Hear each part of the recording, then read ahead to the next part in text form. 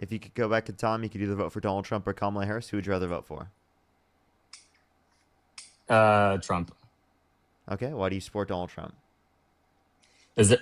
Is there like a background noise? I News? don't hear Okay. anything. I hear something, but I'll just try to ignore it. Okay. I know it's not perfect, but I think he's, made some differences. I think foreign policy stance.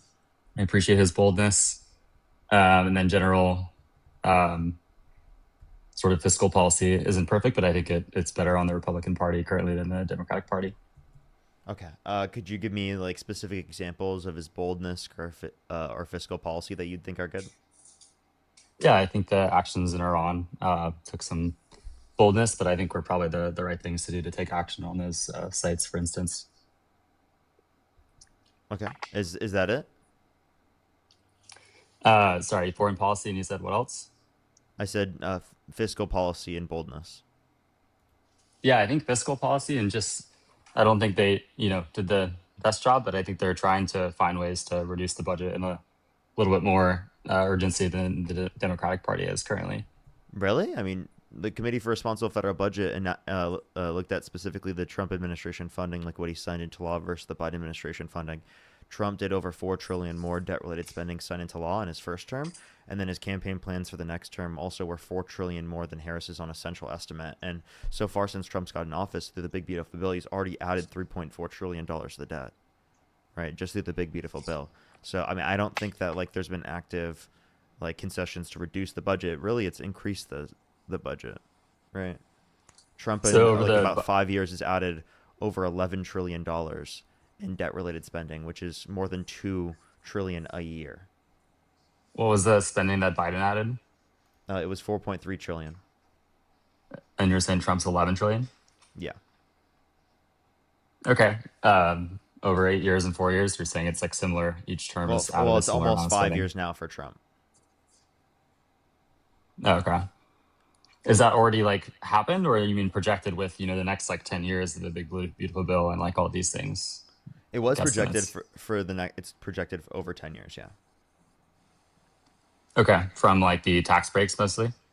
Mm-hmm. Okay, I think it's a little hard to say like what will happen in 10 years already. Like he won't be president for all those 10 years, but estimates are estimates. But in terms of debt related spending, we know that he's adding more, and we already know that he has added more through his first term.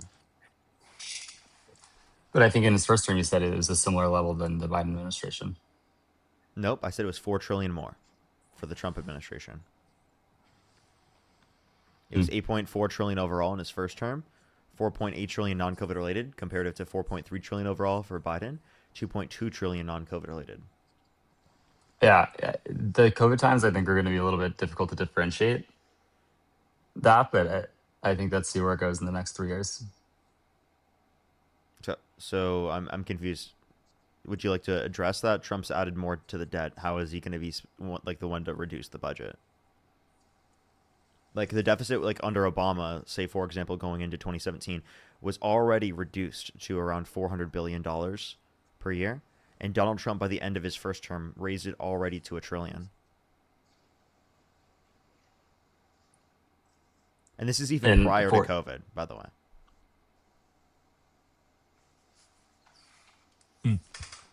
I think maybe Trump isn't the best example, but if you were to compare the Democratic Party and the Republican Party, would you say that in general the Republican Party preaches more about fiscal conservatism and reducing the debt, or would you say that's No, not the no, no, case no. anymore? No, they want massive tax breaks for millionaires and billionaires, which add massively to the debt. And they want to cut social programs, so they say that they want to, but then they don't actually care about it. The real way to reduce the debt is specifically by being willing to tax the rich. That's literally the reason that we'd be able to address the debt. Do you think that just adding higher tax rates to the rich would reduce the deficit enough to get us back to a good place? I think that's one of the main things that we need to do, rather than doing massive tax breaks for millionaires and billionaires, alongside specifically address the level of money that we've been spending on the military. That's overly, like, it's way too much on the military, right? I think that those are And important things to address. so you would rather cut military spending than some of? Didn't you think that like recent events have sort of made military spending more of a priority?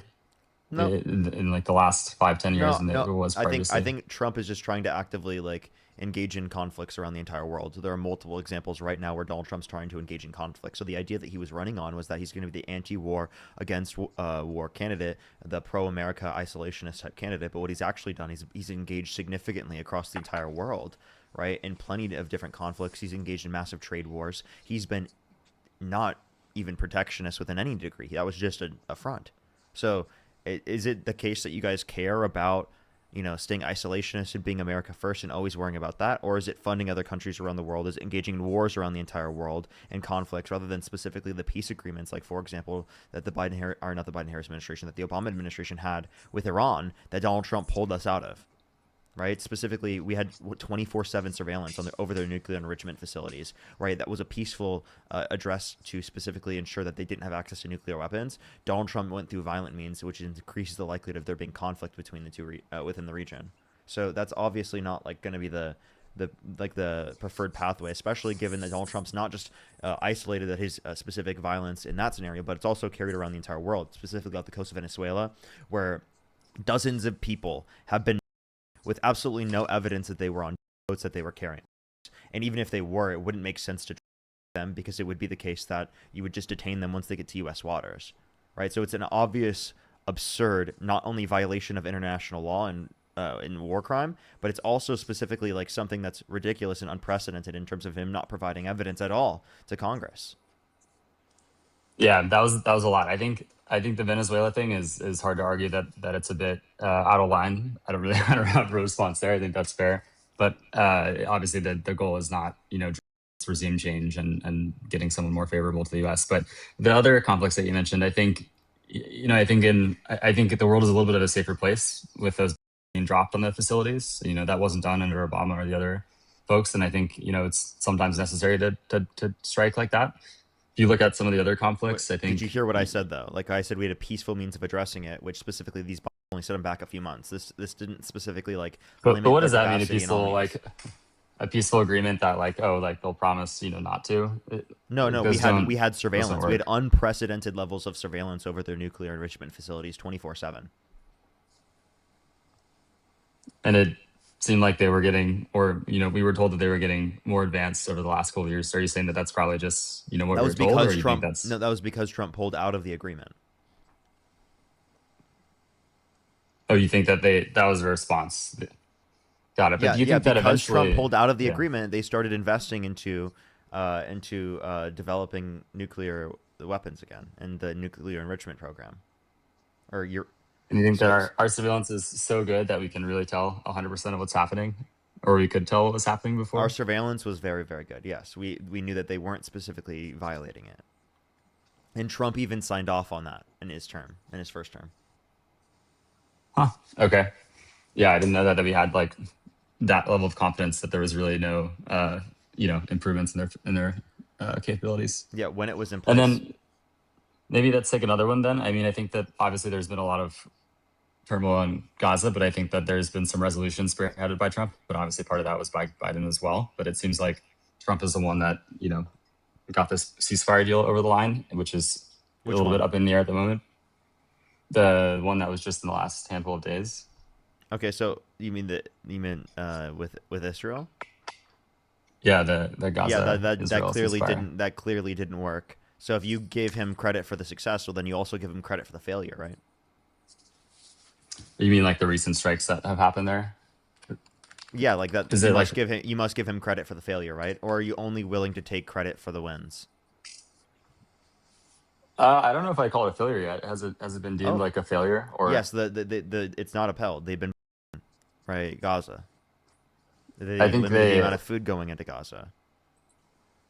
I heard it was like a one time strike. I didn't realize it was over. I think it's still the goal that they continue with going back into a ceasefire. That was the same one that was agreed Who's upon. been reporting on that? Um, like I don't know. I'm looking at an article now. It says like they're trying to keep the ceasefire from falling apart. How long ago was It that seems from? like 3 hours ago. 3 hours ago.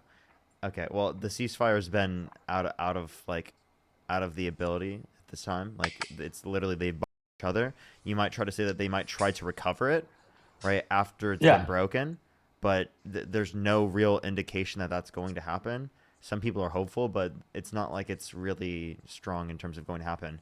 Inevitably speaking, like if it doesn't happen, would you acknowledge that? Would you acknowledge that that would be a like a failure of Trump then?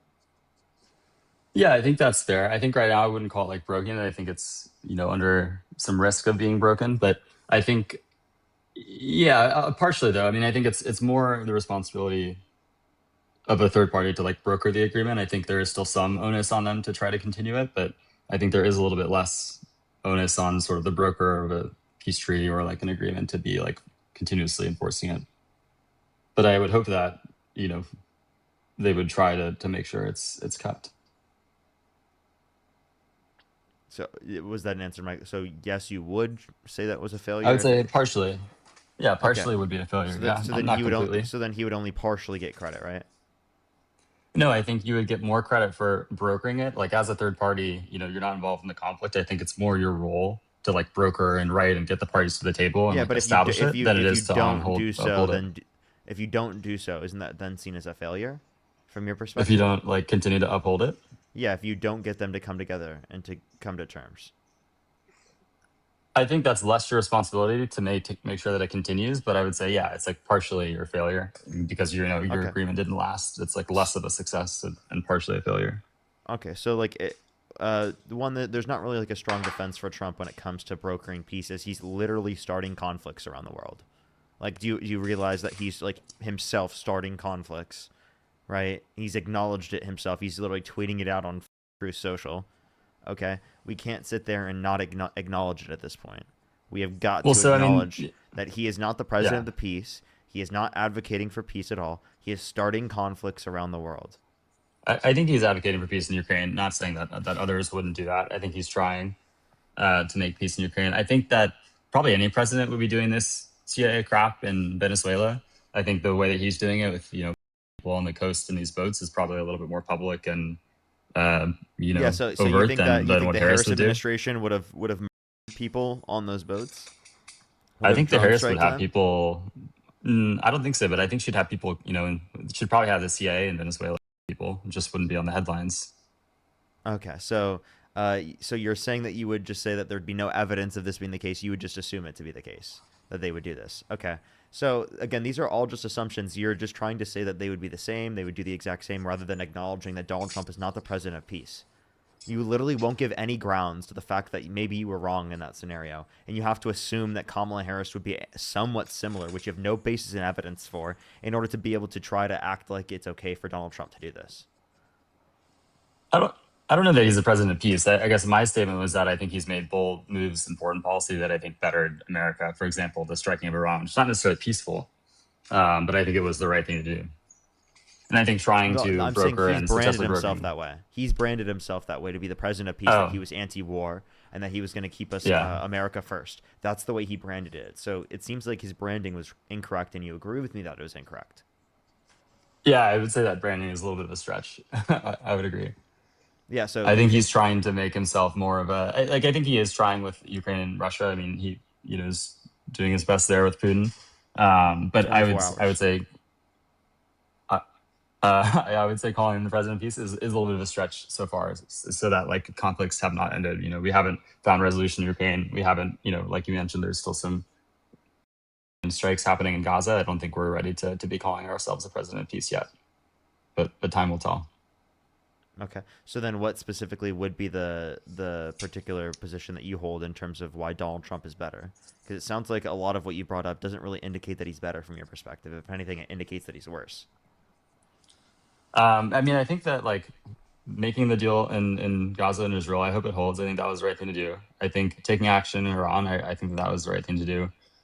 I think actually meeting with Putin and like starting a conversation was something that probably Harris and Biden wouldn't have been willing to do. And I think that like, speaking is probably better than not speaking when it comes to trying to make a peace arrangement in a country. And so I think that, Did you know that again, I'm Trump has not sure that, acknowledged Trump has gone back and forth on this and has said that specifically Putin was not trying to go for peace, and that he specifically was going back take back the entirety of Ukraine in its full manner in which it was, and then he's gone back on that and said that Putin is pro peace. So he really can't come to a legitimate position on this. And he also said that he was going to literally end it in 24 hours. I think it's more plausible that he just has no clue what he's doing, and he's literally just trying to engage right in negotiations with the power that specifically is engaging in the conflict. They're only going to step down if they get more out of it, and if they can continue to go and invade the rest of Ukraine. Why else would they stop down or step down? They essentially want Trump to step back. That's what they would want him to do. Well, I think they would get something out of it if the world would, give them a little bit less sanctions. If the world would say like, okay, like the war is over, we can start to buy a little bit more of your oil or whatever. Like there would probably be some financial benefits if they, stop the war that they could get out of it. I think my assumption of what he's doing is just trying to make a deal. Maybe that's they get to keep 10% of the territory, they get to keep some of the territory they gained or something. But then the result is that the war is over. Those sanctions were true either way. So like the specific idea that like, oh, he could have gotten the sanctions to be taken away specifically if he decided to then not engage in the conflict was true under either administration.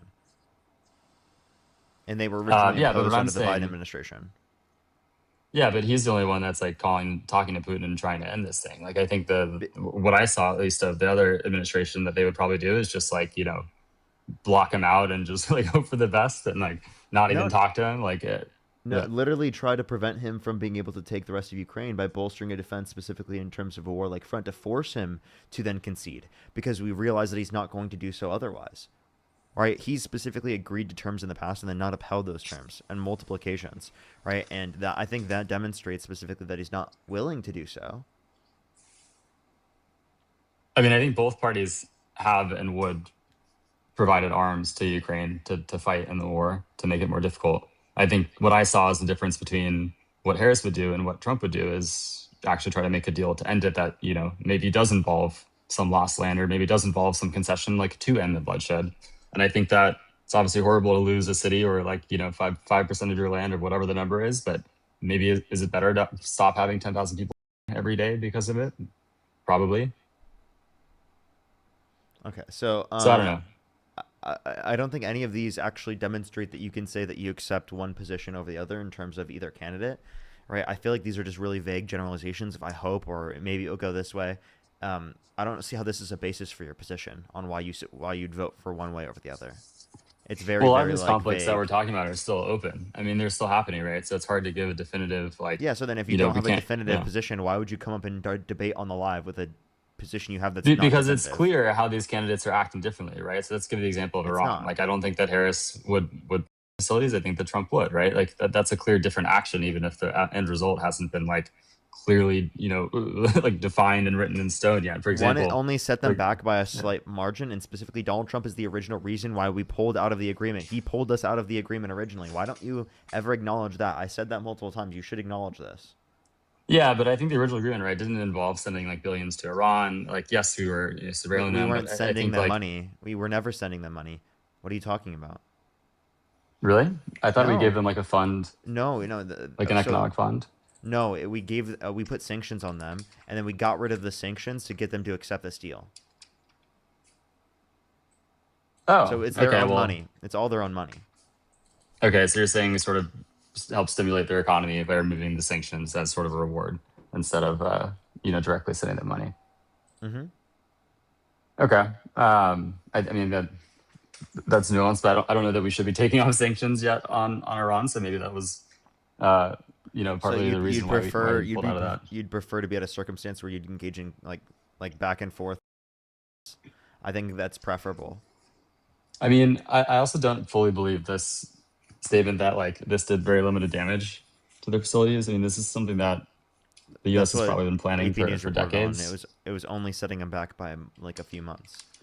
Yeah, I mean, are they down 400 feet in the bunker in the rock? Like, how do they know that? Like, you're telling me that they have better intelligence than the Pentagon or whoever is reporting that these things were successful. These strikes that were planned for 30, 40 years.